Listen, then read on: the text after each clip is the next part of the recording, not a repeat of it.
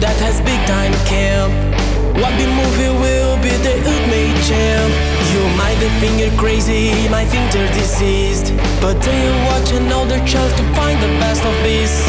We rate each movie in 5 categories, none of which are objective quality.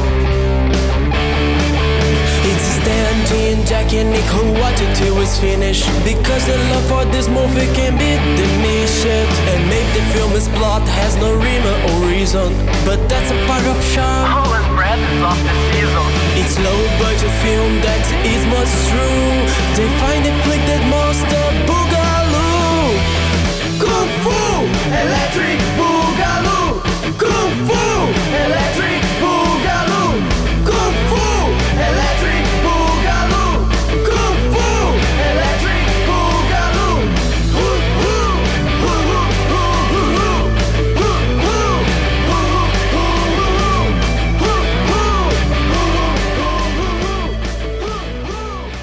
Yakmala! Yakmala! Welcome back, my friends, to the Kung Fu Electric Boogaloo. I am your host, I am 8th Dan Stanadu, and I am happy to be with you today to welcome you to Season 11 of the Kung Fu Electric Boogaloo. This one is Enter the Octagon. And this is our crazy concept that good old Jack came up with. Speaking of Jack, say hello, Jack. What's up, Stan?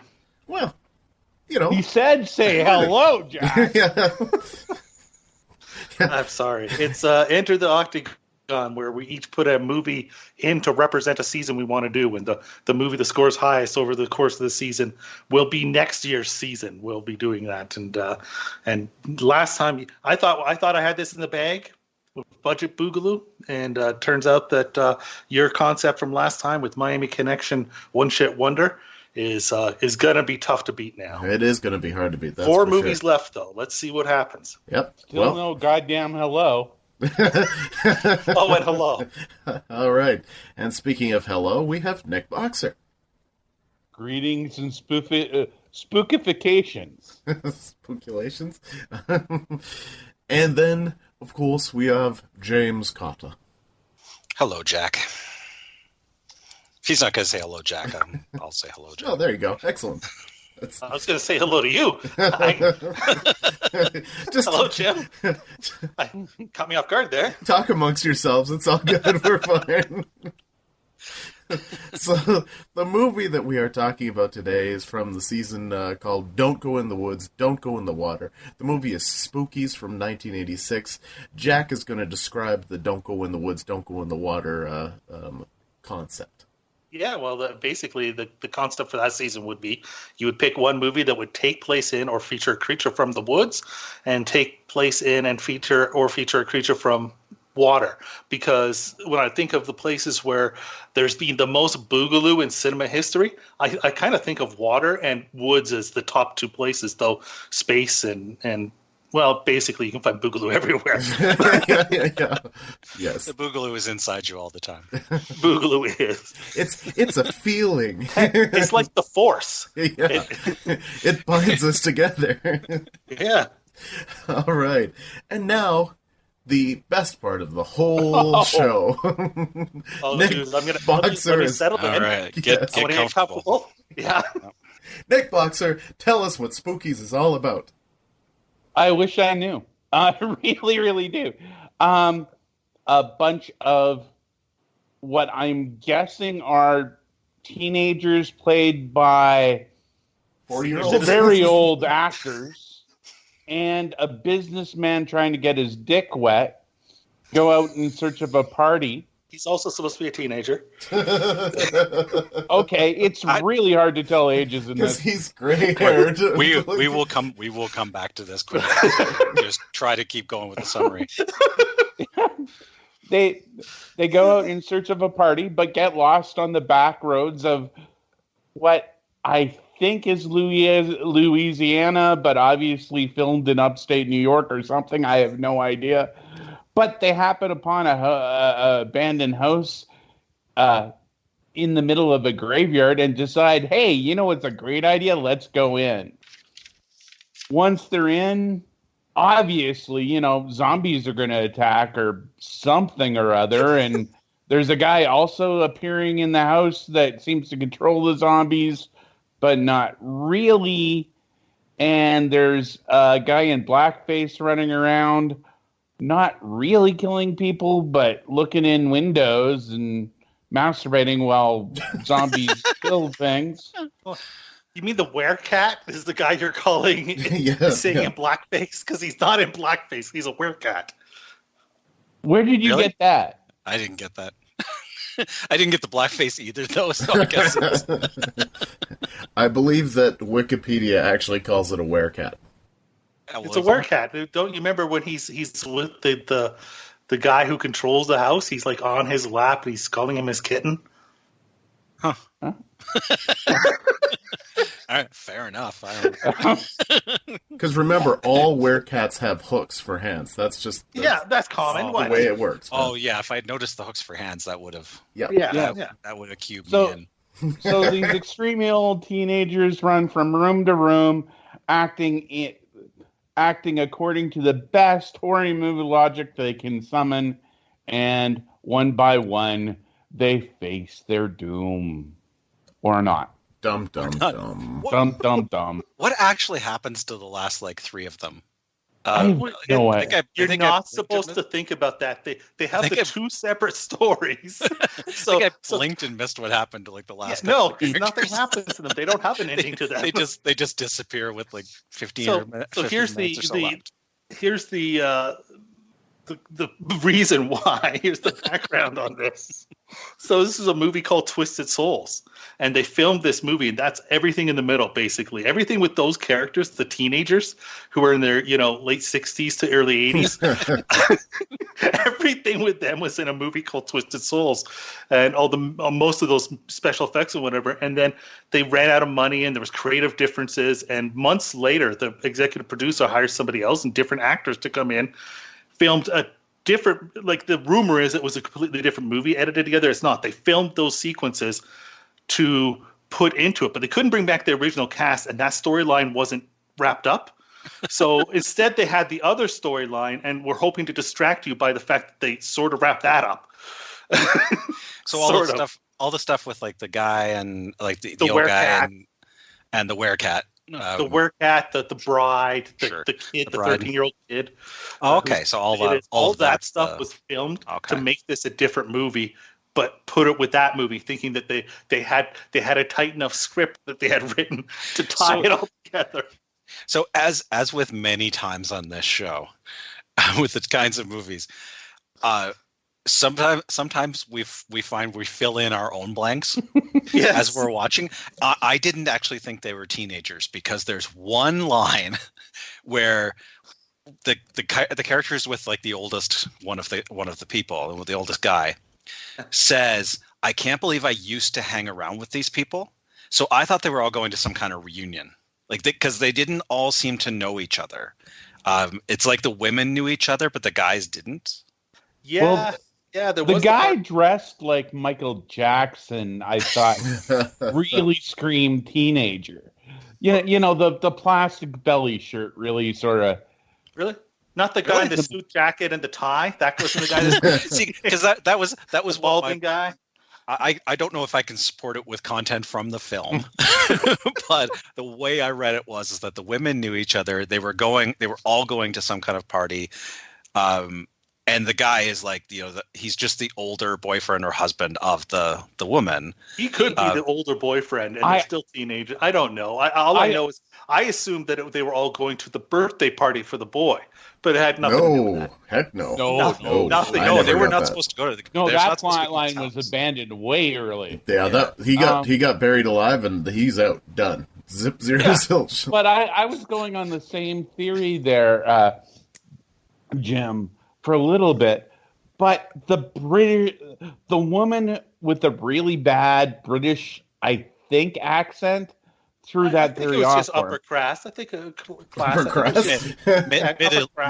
Mid-Atlantic, is that that's what they used to call that? Mid-Atlantic, when it was like halfway between an American and a British accent.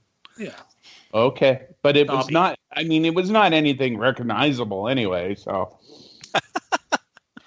No, I was wondering why they had her accent, and then you had the New York accent when they grew up apparently together. Like, I was trying to place the accents. I'm like, you have completely different accents that are dialects, or region specific, and yet you all grew up together. I don't know. So Jack, you explained that like you had one movie that wasn't quite there, the second movie that was kind of Frankenstein onto it to make it work. Why are there then 3 credited directors? 3 listed directors.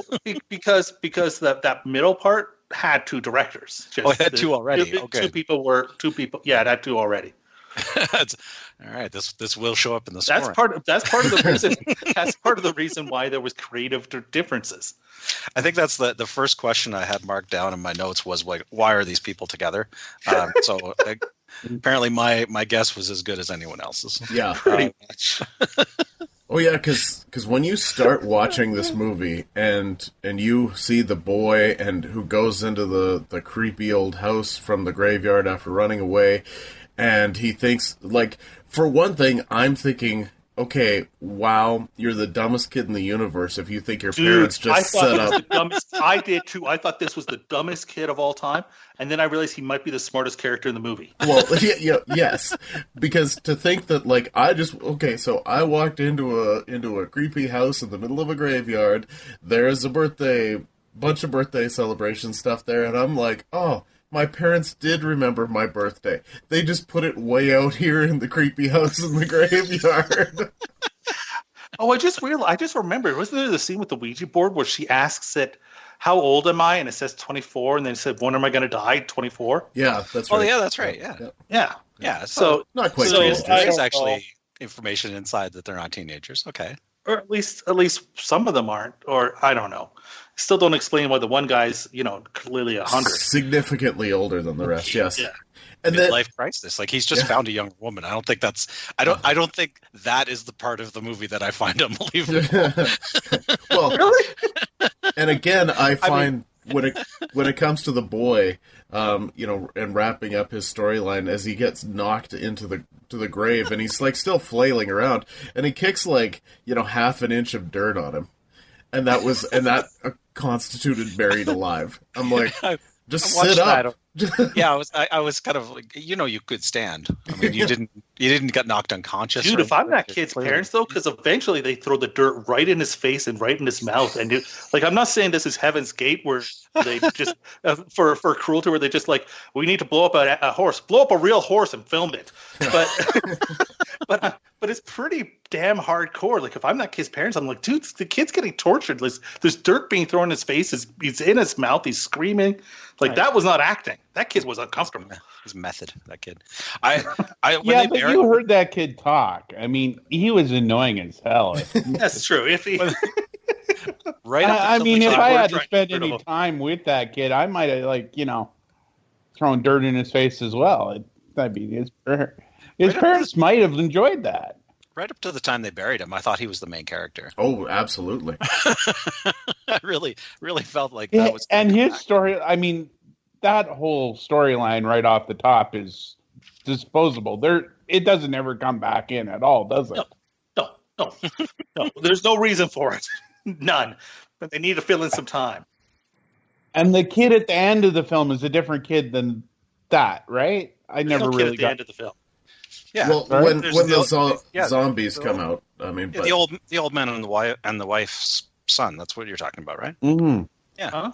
Yeah, that's a totally that different one. thing. Yeah. Okay. Yeah. Yeah. I know it's hard to keep the finger on all of the. I think one of the things I found fascinating about this movie is, because he doesn't control zombies. He controls like 6 different kinds of monsters over the course of this film. It is like a potpourri of monsters. Carol, who uses the Ouija board, becomes a deadite essentially. There's those weird slug-like ones with like they just got arms and like a slug body, like a mini Jabba the Hutt with teeth. Yeah, I was gonna call them couch monsters because they all hide under the couch. And I thought they were slugs as well, but they got lizard tails. So yeah, that and the woman, that fight between that and the woman with the Atlantic accent was like cinema's greatest peak, wasn't it? That was a great fight.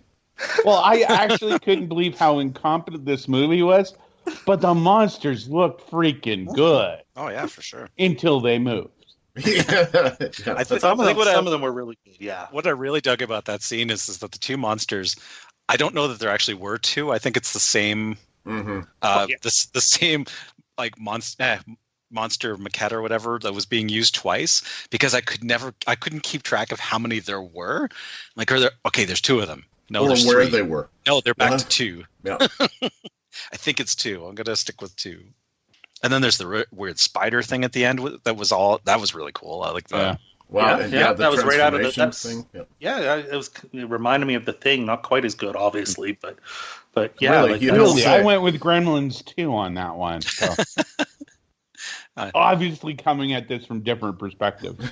well, just that part. I went with Return of the King, which totally ripped off this one. Yeah. Completely.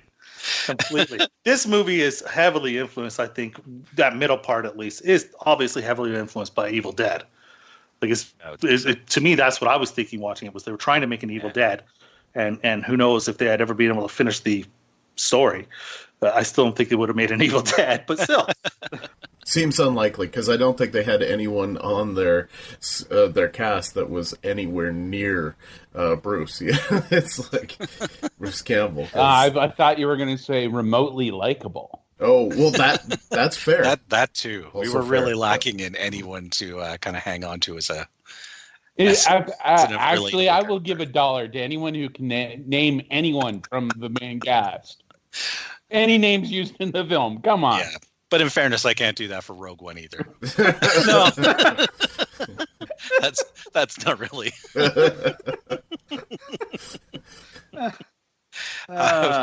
So the old guy who's kind of running things, runs the house. He's type. The Warlock. The Warlock. This would have played in the Magic season. Mm. It was funny because he's clearly in old age makeup. Oh So man, I kept poorly waiting so. for him to de-age, and he doesn't. I know. Well, and again, that's the other part that was filmed. Like, all of those effects, as a general rule, except for I think the kind of the cemetery grave thing that kind of, I don't know, pulsates.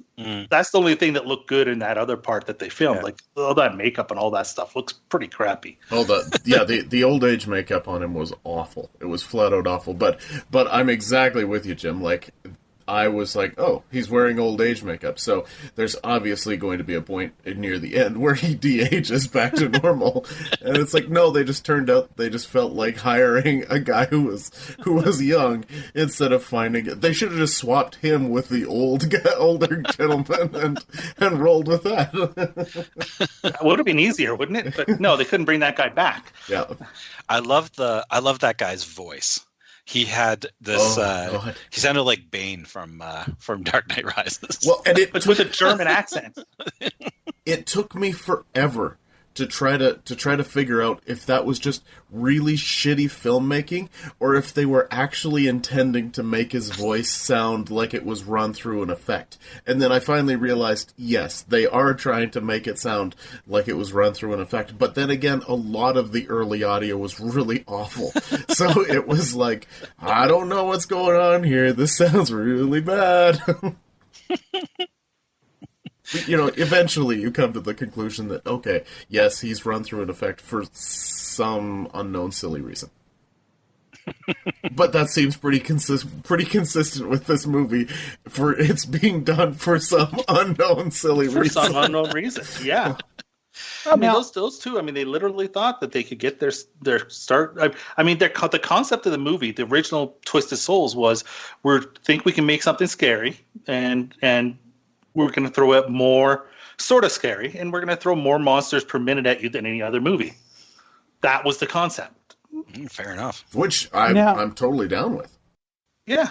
Twisted Souls is probably a better title than the one we got. Do we have a story on why Spookies was? I don't know. No. Okay. No, I think it's a horrible title unless they were trying to cash it. Like when we had the kid at the beginning, I thought, okay, they're trying to cash in on like Goonies and all those kids movies. But then the kid is no longer in the movie, and we got these old teenagers running around and something, and it's like, okay, Spookies does not fit this title at all. No, but Ghoulies was out there and things like that, and I think they were just trying to capitalize on that kind of. Oh yeah, it's a different type of movie entirely. So. Oh yeah. Well, this is a different type of movie from everything. Like, no, seriously. I mean, I was thinking to myself, what are the weirdest movies? And my three weirdest movies I thought we had seen.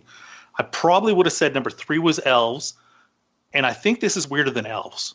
And then I don't know that it's weirder than Tales from the Undead Zone or Quad-Dead Zone, I guess, is it? What was it? Quad-Dead. Yeah, I don't know that it's weirder than Tales from the Quad-Dead Zone or Wolf Guy, but I think it's weirder than Elves. I would disagree, but It's, for me, I would disagree too, because I feel like it's taking too many elements from other things. I accept the fact that they're trying to jam it all together, but it feels way more like a rehash of other things as opposed you to add anything some else. elf and incest in here, and then you're adding. There's incest in both Elf and Wolf Guy. I mean, that's definitely, if you throw in incest and And I think both those movies had Nazis as well, so this doesn't even chart. Incest and Nazis both are like I don't think huge Wolf Guy ad, had but- Nazis, did it? No, I don't. I did. No. There was a lot going on in It's a Wolf weird Guy, man. Yeah, there was. There could have been, and we just didn't notice Nice. Now it's or like, remember. Back to this movie. This does have a Ouija board, which I like is automatic points for me. And they get anytime, and they make their own Ouija board because the other one was copyrighted at the time. So they have to make their own. Like I'd love that when they pull it out. One of the guys says it looks like some kind of weird Parcheesi. it's the way I feel about the movie. It's like some sort of weird. Much accurate, Parcheesi. yeah. So I got to say at this point, I mean, if you really want the trivia of this movie, there's an incredible article and interview with the people behind this movie on The Dissolve, and it's long, but it's unbelievable. It's so amazing. The story, and they talk about it. The story behind the movie is so much more interesting than the movie, and yet the movie, on a boogaloo scale, I think it's going to do well here. I'm not sure, but I think so. All right, are we ready to roll into things? I'm happy to go to scoring. Yeah, all right, scoring. All right. Well, in our search for the ultimate B movie, we rate each film in 5 categories, none of which are objective quality. The first category we call schlock appeal, and we start with Stan.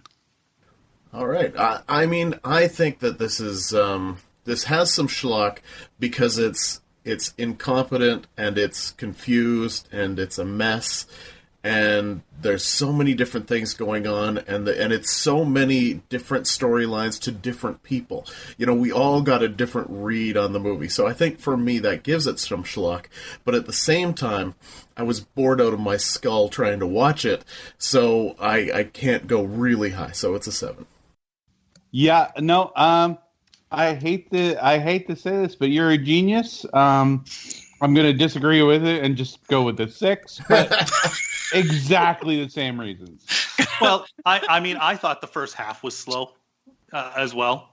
I mean, there's undoubtedly schlock on this thing. Yeah. Undoubtedly. The first half. The second half, when you start getting the monsters constantly, I loved. But the first half is really pretty damn slow. So I also had a 7 for this. I think I was a little more entertained by the monsters. I also came across notes from when we were starting this show, and it actually is the definitions of what the categories are. Oh, really? Which I didn't know we wrote down anywhere. Schlock appeal, how the seemingly bad makes it better. General enjoyment because of what the film is. So rating on that, I'm going to say an 8. More heart than budget. Yeah, it'd be interesting to know a budget for this because $12 feels like, but no, I mean the effects are are a lot good. Do you know Jack, about did you it? find one? No, and it's hard to find one when you have the two different movies, yeah. Yeah, the two different, like, what is it? When the financier pulled it because they spent all his money on special effects, and they needed more money to film either more special effects or to finish the movie, and so he pulled it. So it's tough to know exactly what, and then he filmed the rest months later. So now, for me in that regard, like, I mean, the actors. I mean, I don't care. They sleepwalk through the movie, and I don't necessarily feel like they're all in. But the special effects, when they're great, are amazing.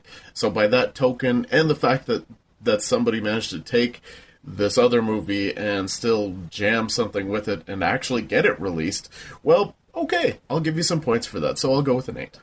Yeah, I got to look up whoever did the special effects in there, because you got one guy in this movie just giving his all, and everybody else phoning it in. No, you got way more than so many people made movies or made these special effects. Some of them went on to fairly good careers. Okay. But it wasn't one person. It was a slew of people. I should have said a department really, giving it its all, because obviously the writers didn't, the actors didn't. The directors were part of the special effects and part of the writing. So, I mean, that's all their focus was.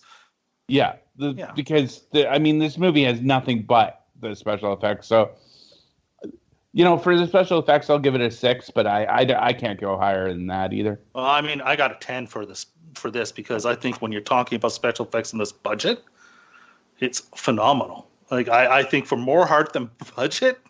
Yeah, this but is exactly to score higher than a 6, you need actors that don't look bored by what they're doing. I don't think they were bored. I think they were just not very good actors. I mean, and again, it was a showcase. It was for what it was. Like the other part, you can't. I want to go down to 9. Actually, I'm going to go down to a 9 because the other part was just filmed to put it together. But the main part of the movie, the main meat of this movie, that's the 10. Like, this is more special effects than any film we've done so far, right? It's more than Frankenhooker. What else? What else had that Mummy one had a lot of special effects that were way worse than this, even though they were CGI. Well, I mean, Gutterballs is one that you talked about, of course, being a special effects calling card as well. Well, and Gutterballs is special effects in the kills, but not special effects in almost. This one has more special effects of like monsters running around in makeup and just different things like that. Like I think there's more special effects in this than anything. So I'm going to go with a 9, brought down by the fact that there's no money behind her. They're just filling it out for the around it. But yeah, I mean that major part is effects laden and really impressive. Yeah, effort. Actually, I'm surprised no one actually picked up this movie just to cut out the special effects. Because, I mean, it could have been easily done. Yeah, that's true. Full Moon could have used every one of these effects. There is a offhand reference in that Dissolve article to it. Just quickly looking at it, it looks like they spent $300,000 when the plug got pulled. So the special effects part of it, they had spent $300,000. Yeah. You're right. I think I remember reading that. Yeah, those effects are great. I mean, it is a lot of little kid running around a graveyard wrapped around it. So I'm going to go with an 8 though. All right. What the fuck moments? All right. Well, there's the biggest one that I noticed was there was a point where they were in the basement and these monsters thank you. And the this was the producer's idea, by the way. Okay. And the financiers, executive producer's idea. Great decision making on all parts. So the monsters come out of the ground, and I'm like thinking to myself, like, Muckmen. Wait, yeah, the Muckmen come out of the ground, and I'm like, are they flatulent monsters? I called them farting dirt monsters in my notes. Yeah, because that's exactly right. It's just all farts, all monster, and I'm like, this is the weirdest thing in a weird movie. Like, talk about if WTF is things thrown in just to throw them in, which is kind of the concept when we first started it. I don't know. You have them written down there. Wasn't that kind of Blazing Saddles level part? Yes. Oh yeah, they're all ripping one. It's so unnecessary and so weird. So that it could have been a nice touch if it was a little bit more subtle. Oh, sure. But totally not here. So I guess, if we talk about the perfect definition, well, that is the perfect definition of a what the fuck moment, just because it's unnecessary and weird. Like I can go back to the kid and I'm like, well, what the fuck does that story mean? But it doesn't have to mean anything because it just doesn't mean anything. There's other moments throughout the movie where it's kind of like, oh, what the fuck, that's a little weird. But that one stood out to me above all. I'll give it a 7. That's one that I think will be when we're referencing WTFs like years from now on this show. We'll bring up that as the, it's going to be an iconic WTF. Yeah, Stan, I think you got our favorite there. I salute you. You beat us all to it. This has a pretty good WTF factor, but for me, the second most moment was the motherfucking puppet. What the hell is this thing doing in this movie? Yeah, that's fair. That is fair. We have one character who just pulls out a puppet and starts using it, and it acts sort of badly, and it sort of acts sentient, and it's a there's no reason for it. Yeah, he's not a ventriloquist. That's important to note. Not at all. He doesn't at any point try to not, to keep his mouth closed and throw his voice. He's just got a hand puppet. Yeah, and there's no explanation. I assumed he was an intelligent actor of some sort because the puppet was on his T-shirt as well. Isn't it his own face on his T-shirt too? Yes, it's him holding the puppet. Nice. I didn't even notice that. That's amazing. I didn't catch it was the puppet. That's awesome. So if there was any explanation, I would have accepted anything in the dialogue just to justify the puppet. It's not there. This guy just wanders around a puppet until he gets killed or sort of killed or whatever. I forget what he actually happens to it. It was not a memorable kill. Not many of them were, to be honest with you. No. So, yeah. That's my WTF. I guess I have to give it a score, but the farting ups it huge. I'm going with an 8 on this one. Oh man, those are the two standouts, but the movie has a bunch. I really like the ending as a WTF, the ending sequence. So you have this storyline that they wrapped around it of this crypt creeper who's apparently wants to kill these people to siphon their life energy so he can bring his dead wife, who had committed suicide, I think, to get away from him back to life. And they got a kid. I don't know anything why, but anyway, so the wife apparently kills him, shoots him in the head, but of course he's like undead or something, so it doesn't really kill him, so he pops back up at the end. But so she runs away, and you think she's running away and she's going to get away then because she's killed the bad guy, but zombies for no reason show up, and like many of them. Oh, and then it's Thriller. Oh yeah. Oh, and for probably 3 weeks. I'm watching this final sequence.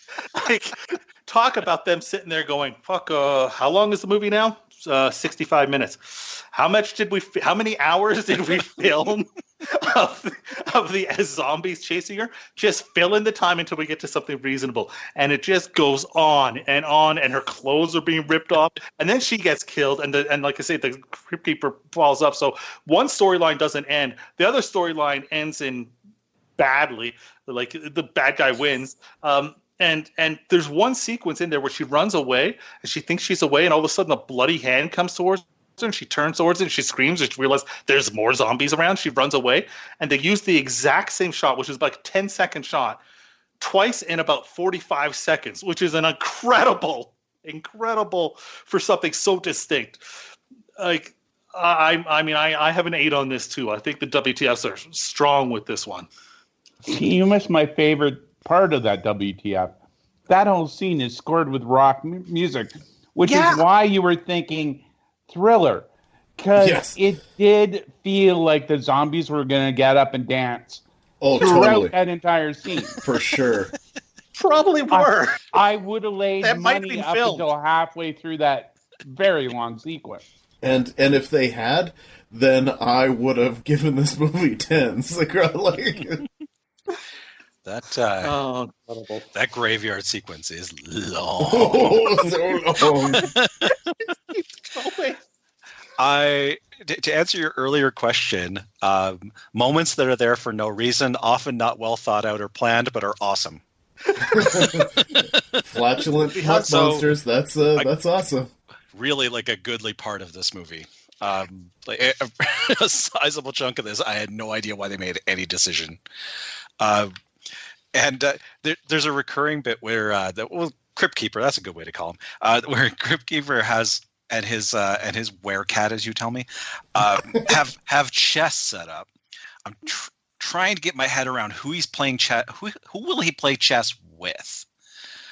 So he's focused on this board of chess, and he's using it as a metaphor for like cornering all these people and taking their life force.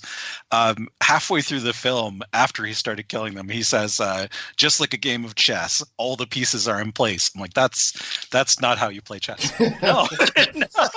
And earlier he says, when all of the pawns have been sacrificed, we'll win our queen back. And I'm like, he definitely doesn't know how to play chess, because that's not a thing.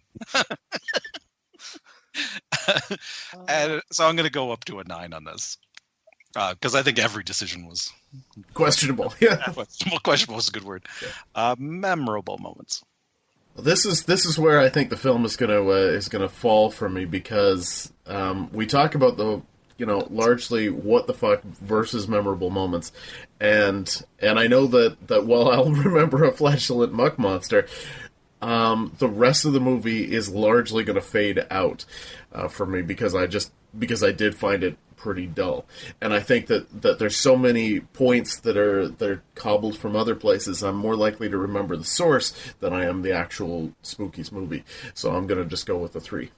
Yeah, I definitely see where you're going on that. There's a lot of awesome here. The spider monster I love, but it's similar. We mentioned like 3 movies that had very similar scenes. I love the slug monsters, but is it that memorable? I've sort of seen that same thing in other things. So same with so I can't go high on the, I don't think I'll remember this movie. I might attribute some scenes I've seen this into something else, but the fart monsters were funny, so I'll go a little higher. I'll go with a 4. Oh, geez, I got an 8 on this. Those monsters, to me, I will absolutely remember this. I will sit there and think to myself, makeup and practical special effects from the 80s. This will be a movie that will be, to me, I will absolutely remember, especially for me, the Grim Reaper monster. And then there was also the monster with the tentacles and the electricity. Like, they were awesome, with the heart beating in the middle. Like, I'm absolutely going to remember these. As far as making these, not all the special effects were great, but a lot of them were. As far as making them memorable to me, it's totally succeeded. I watched this movie this morning. I don't remember the tentacle monster. I don't either. I watched it. I watched it last week, and I'm like, no. It chased her in the hallway, wrapped the tentacles. Like, I should say, it's more like a I don't know. If tentacles come out and wrap around her, though I wouldn't really call it like the tentacles are shown the whole time. But you must remember where they cut to the heart in the middle of the chest, and the chest is split open and the heart's beating. Nope. And it's a very slimy monster. Nope. I don't remember that at all. Wish I'd seen that. Honestly, yeah. This movie is not memorable for me. I guarantee it. Wow. Okay. That's also not coming back for me. I'll be totally honest. Where the hell did you watch this? Maybe you got of it now. Was yours 86 minutes? I'm going to send you guys a screenshot of it right now. I believe that it's there. So I'm only going to go with a 4 as well. Because I totally believe that it is there. Oh, yeah, for sure. Our final category is called Crazy Concept. I talked about the idea. We've talked about how it seems like Evil Dead. There's Night of the Living Dead. There's a lot of the creatures coming from other places. It's crazy in that you decided that this really stupid storyline of the boy is going to make perfect sense when added on to what has already been shot. So I don't really know exactly where to go. I'm going to go right down the middle with 5. Taking two fairly generic plot lines and stuffing them together, I don't know how that rates. So yeah, I'll just take Jim's Stan's score and -1 just to be safe. 4. And I got a 9. You call that the Stan modifier. I think this is insane. I think the idea of just making this movie with all these monsters, just throwing them into the screen constantly, and then somebody else pulling the money and filming other stuff around it, and the plots that he fills around it. You say 2 plots. It's more like 7 or 8 plots that are thrown together in this. I think this movie's nuts. So I got a 9. The concept, if you really threw the concept out there and we broke it down and bothered to say it all, you'd go, yeah, that's pretty crazy. Yes, but at the core, that's where I feel it's not that crazy. Like when they went in, I don't agree. I disagree. I think it's totally crazy. Right. And let's go back to the WTFs and that when none of us really did cover that 7-hour fight between the slug monster and the woman. It's epic. That was a great fight. I did dig that. That was very violent. She gets like a chunk of her leg bit out. Yeah, super violence. I dug that scene. I'm going to split the difference and say 7.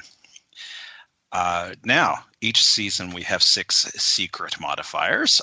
This movie does not pick up any of them, but now this season we are invoking the will of the gods.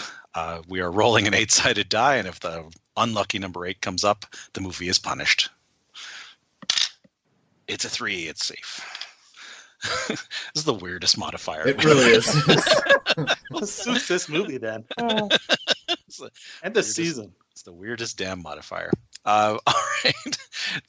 That puts us with a final total of a pretty respectable 67.5 out of 100, tying it with Jim Cotta and the Doll.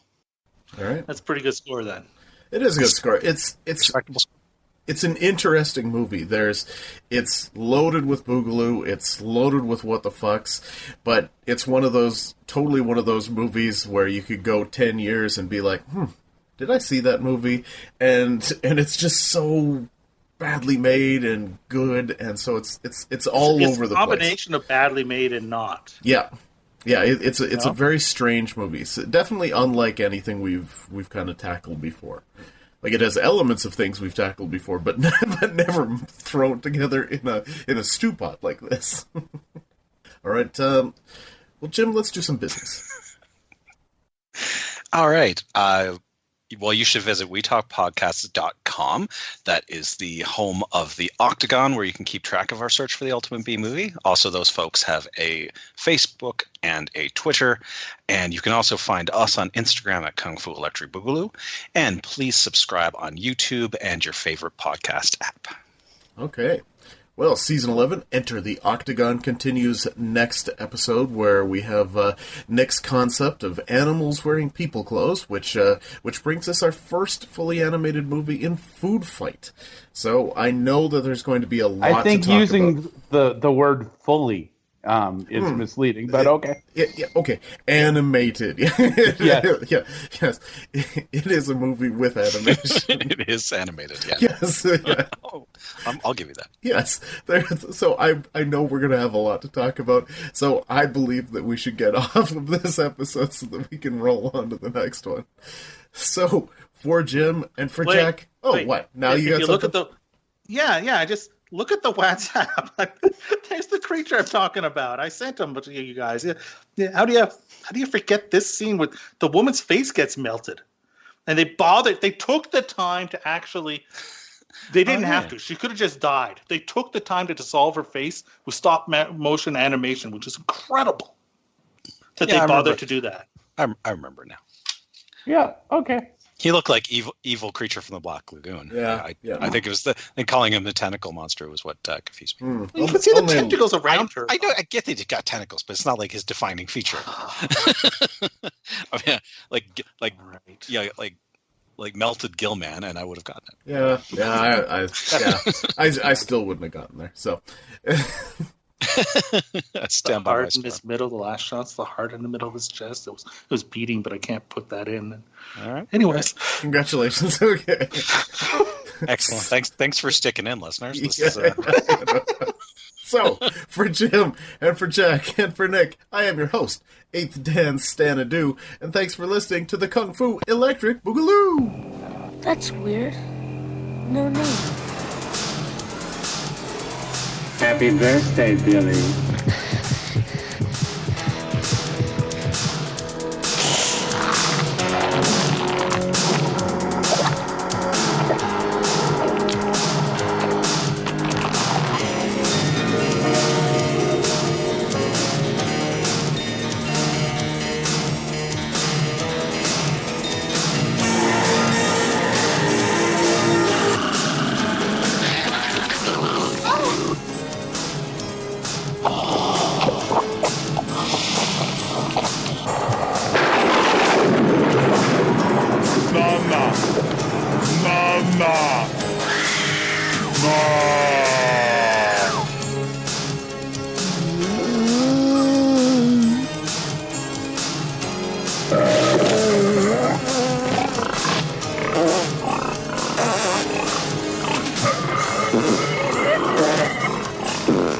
Come on, Megan, it's spooky as hell inside.